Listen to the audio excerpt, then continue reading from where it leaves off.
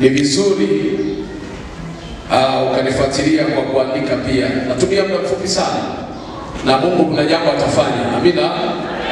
Kuna kitu Mungu atafanya. Maandalio ya moyo ni ya mwanadamu, jawabu la ulimi linatoka kwa nani? Yaani ukiwa hapa ibadani kama moyo wako hauko ibadani, maana yake hauwezi kutoka. Mungu amekufanyia jambo. Ili Mungu afanye jambo kwenye maisha yako, lazima moyo wako ukubali ibada. Moyo wako ufanye nini? Moyo ukubali ibada. Yaani kama moyo wako haukubali ibada, hakuna jambo jipya linaweza kufanyika. Utaingia kama ulivyoingia na utatoka kama ulivyoingia. Lakini moyo wako ukikubali ibada, kuna kitu kipya kinazaliwa. Kuna mambo mapya yanatokea. Yesu hata kupita mchana wa leo, kuna kitu Mungu atafanya. Sema amina. Sema amina. Sema amina. Sema amina. Andika, kutambua thamani ya maisha mapya ya kiroho. Kutambua thamani ya maisha mapya ya kiroho. Kutambua thamani ya maisha mapya ya kiroho. Kama Kristo uliokoka, usipotambua thamani ya maisha hayo ulionayo, utabaki vile vile katika maisha. Ukiwa kwenye hali hiyo hiyo ya kutokutambua thamani ya maisha mapya ya kiroho, utakuwa kwenye hali ile ile. Bwana tusaidie sana. Bwana tusaidie sana. Bwana Yesu asifiwe. Kutambua thamani ya maisha ya kiroho. Kutambua thamani ya maisha ya kiroho. Tutasoma kitabu cha Petro wa kwanza, ile sura ya 4, ule mstari wa kwanza. Petro wa kwanza sura ile ya 4 mstari wa kwanza. Haya ni maneno ya barua ambayo Petro aliandika. Alikuwa anawaandikia kanisa la Asia au kanisa la Uturuki. Ilifika wakati kanisa la Uturuki walikuwa wanapitia changamoto fulani katika maisha yao. Kwa kadri walivyokuwa wanapitia changamoto kwenye maisha yao, ile thamani ya maisha ya kiroho ilikuwa inaondoka. Ilikuwa inaondoka. Kadri walivyokuwa wanapitia vita, ile thamani ya maisha ya kiroho ilikuwa inaondoka. Kama hivi leo kuna watu wanapitia changamoto, kuna watu wanapitia majaribu. Tangia wameokoka, watu wanapitia majaribu ya aina mbalimbali. Hata imefika wakati watu walikuwa wanaomba, mtu alikuwa anaomba, sasa hivi haombi. Ile thamani ya maisha ya kiroho imeondoka kabisa.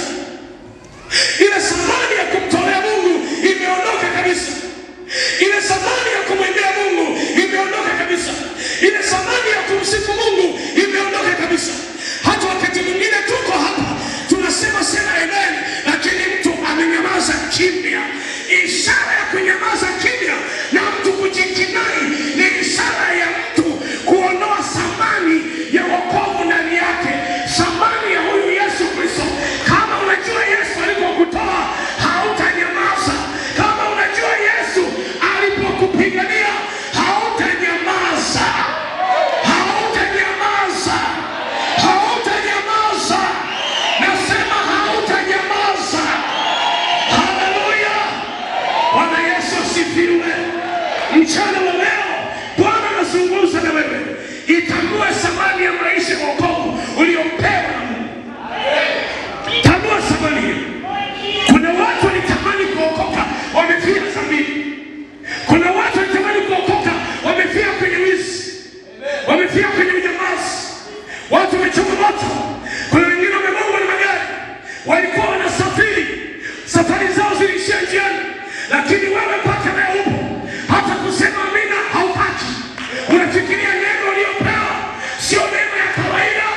Wewe ulikuwa kuondoka jana katika safari yako, na leo hii mchana wa leo Mungu anakukumbusha, itambue thamani ya wokovu. Tambua thamani ya maisha mapya.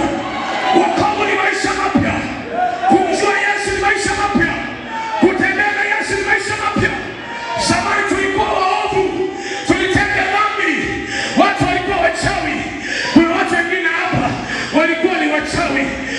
wanaruka na ungo.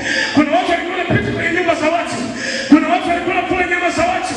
Lakini Yesu alipowatokea akabadilisha historia ya maisha yao. Ukiona mtu bado analoga na yupo kanisani, hatambui thamani ya wokovu. Mtu kama analoga na yupo kanisani, hatambui thamani ya wokovu. Na kama mtu yupo kanisani na anafanya ukahaba, hatambui thamani ya wokovu. Wewe kama upo kanisani na bado unafanya masengenyo, haujui thamani ya wokovu. Huyu Yesu aliyetupigania Kalvari, akaimwaga damu yake ili sisi tupone, alidhihirisha thamani ya maisha mapya ya mbinguni, thamani ya maisha mapya ya kifalme. Sema amen, amen, amen. Sema amen, amen, amen. Sema amen, amen, amen. Mwambie jirani yako sema amen. Mwambie sema amen. Sema amen. Sema amen. Hebu tusome Petro ya kwanza sura ya 4 tukimbie.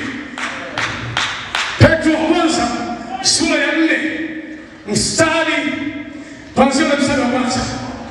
Inasemaje? Inasema amen. Petro wa kwanza sura ya 4 mstari wa kwanza. Amen. Basi kwa kuwa Kristo aliteswa katika mwili wake. Basi kwa kuwa Kristo aliteswa katika mwili wake. Ninyi nanyi jivikeni silaha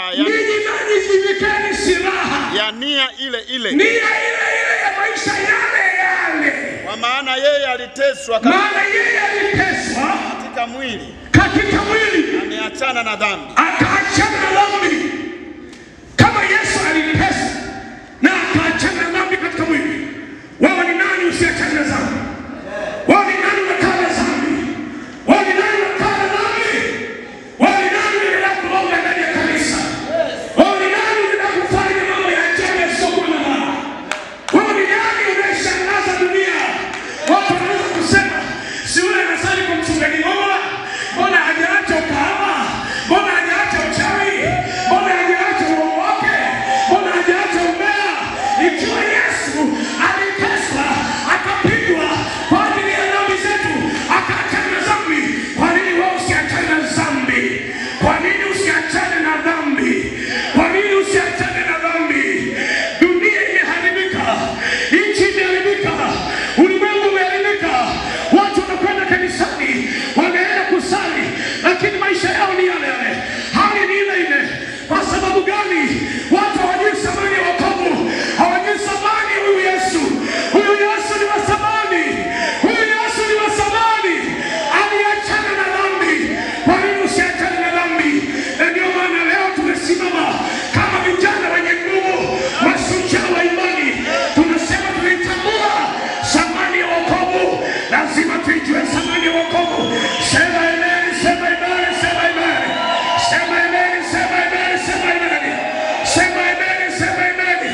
Ndio maana Biblia inasema vijana tunazo nguvu za kumshinda yule mwovu, kwa sababu anaishi ndani yetu. Ndiye anayetupa nguvu, ndiye anayetufanya tuwe na maisha ya thamani. Dunia hazitaki, dhambi hatuzitaki, uchawi hatutaki, uongo hatutaki, ushoga hatutaki. Tunatembea na Yesu. Haleluya, haleluya, haleluya, haleluya. Kama unamjua Yesu huyu, utamshangilia. Shangilia Bwana Yesu, shangilia Bwana Yesu, shangilia Bwana Yesu. Wewe ni nani unataka kuishi na maisha ya dhambi? Wewe ni nani unaingia kanisani, unafanya uchawi, unadhoofisha ibada, unafuatilia maisha ya watu? Ulikuja kufuatilia maisha ya watu hapa? Au ulikuja kuabudu Mungu aliye hai? Ulikuja kufuatilia sura za watu hapa? Au ulikuja kufuatilia mavazi ya watu hapa? Kilichokuleta hapa ni nini? Unajua thamani ya maisha yako? Unajua uhai uliopewa? Uhai uliokabidhiwa ni uhai wa thamani sana. Uzima uliopewa ni uzima milele. Shetani anautamani sana. Neema hii uliopewa ni neema ya kipekee sana. Mashetani yanasikia hizi habari, yanatamani hata leo Mungu angetoa msamaha. Wenda angeokoka na wenda angesimama. Lakini kwa sababu shetani hakujua thamani ya huyu Mungu na akafanya uongo na yeye, Mungu akasema huyu nitamtupilia mbali.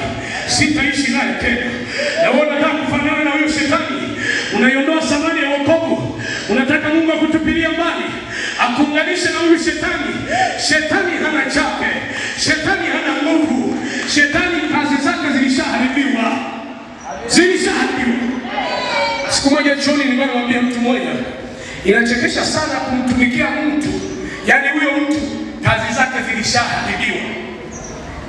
Najua ni kukosa ufahamu. Kumtumikia mtu ambaye alishafukuzwa, hana makao, alafu wewe unambembeleza, unaenda naye, unaenda wapi? Unaenda naye wapi? Unaenda naye wapi? Kumtegemea mtu alishafukuzwa, tena akapigwa kipigo, akapigwa na sheria yake ikafutwa na akapewa hukumu, bado umekaa kwenye upagaji, bado umekaa unamtegemea, bado umekaa unaendelea kumsikiliza, anakushauri, anakwambia kenda dhambi, anakwambia kaloge, anakwambia kafanya hivi. Huyo hana thamani. Na ndio maana baada ya Yesu kugundua kwamba ulimwengu umeharibika, wanadamu hawana Mungu wa kweli ndani yao, ndipo Yesu akajitokeza akasema, mimi nitarudisha thamani ya maisha ya mwanadamu, nitarudisha thamani ya wokovu.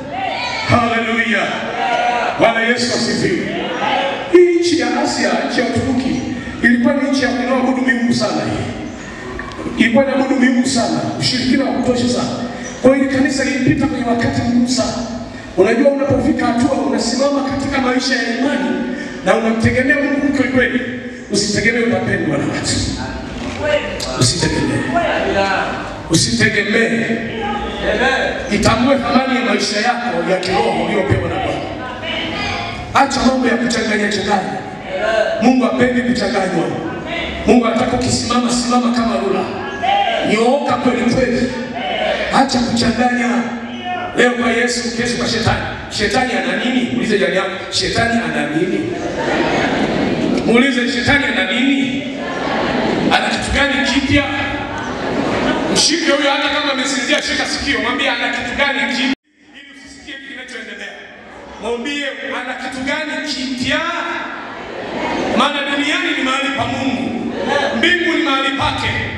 Dunia yote ni mahali yake. Watu wote ni mahali yake. Miti yote ni mahali ya Bwana. Ana kitu gani kipya? Ana kitu gani kipya cha kukushangaza? Ana kitu gani kipya cha kukufurahisha moyo? Kitu gani? Hana kitu. Kumtegemea mtu asiyekuwa na uwezo ni sawasawa. Nizungumze nini hapa? Utajaza mwenyewe. Bwana Yesu asifiwe. Unajua mimi nashangaa kana niuliza maswali. Siku moja nimekaa najiuliza, hivi kumtegemea huyu jamaa aliyeshindwa, akatupwa, akapigwa kipigo, alafu niendelee kumtumikia, hivi akili sitakuwepo kweli? Itakuwepo kweli? Bado umepata neema, umekuja kanisani, lakini bado haumaanishi umekaa tu kila namna. Hutaki kufanya mchango, hutaki kuimba, hutaki kufanya nini? Yaani upo tu umekaa.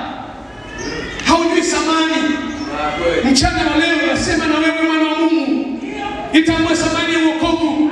Usichezee neema hiyo uliyopewa. Hiyo neema uliyopewa usichezee. Mchana wa leo usichezee neema hiyo uliyopewa. Usiku katika kupata ujumbe huu, kuna vitu fulani niliona. Na Bwana alisema kanisa langu wasichezee neema niliyopewa. Nipo njiani ninakuja. Haya mambo unayoyaona yanatokea. Mataifa hayana amani. Dunia haina amani. Mauaji yametawala. Kila aina ya takataka za dhambi zimetawala. Yesu yuko mlangoni. Yesu anakuja. Utayaamini leo haya, kesho utayaamini. Hao utayaona juu ya zamani, kesho utayaona ya thamani. Hata wakati ule wa Nuhu alikuwa anawaambia, acheni dhambi zenu, acheni matendo yenu maovu, Mungu atawaangamiza. Nasema wapi? Hakuna kitu hapo. Hamna kitu hapo. Ni kama leo tunahubiri hapa. Ngine nasema sisi ni Samueli tu. Tunamfahamu tu Samueli na mkaka sio yule pale. Tunamjua tu. Sio ni Msukuma tu. Tunamjua tu. Okay, mimi Msukuma. Mimi ni Samueli. Hosea anazungumza. Lakini ndio Roho wa Mungu anakukumbusha. Ndio Roho wa Mungu anakukumbusha. Ione kama nizungumze kwa hali ya kibinadamu. Hiyo nguo uliyoivaa usipoiona ya thamani, utakalia kwenye kiti kilicho na nini na msumari. Yaani unanunua nguo kwa bei ya gharama. Yesu anapenda. Bora. Unanunua nguo ya gharama. Alafu unaona kabisa kiti hiki kina misumari. Alafu unaenda kukalia kiti. Matokeo yake unategemea nini? Unategemea nini? Ile nguo itachanika. Ni sawa kununua nguo ya gharama, alafu unanyoosha kwa pasi ni moto mkali. Unategemea nini? Lazima nguo inugue. Na ndivyo watu wanavyoishi. Tumeokoka lakini hatujui kama tumepewa neema hii ya wokovu kwa thamani kubwa sana. Ndio maana hapa anasema yeye akachana dhambi. Sasa kama Yesu aliachana dhambi, kutuonyesha kwamba kuna uthamani wa maisha mapya ndani yake. Ndio maana akasema katika ile kitabu cha Yohana ile sura 15 akasema kaeni ndani yangu nami ndani yenu. Na mtu akishakaa ndani yangu aombe lolote. Ina maana kama huwezi kukaa ndani ya Yesu, hata ukiomba lolote haliwezi jibiwa. Haliwezi jibiwa. Tumekuwa na Wakristo wengi wanapenda maombi na maombezi. Ukifuatilia kabisa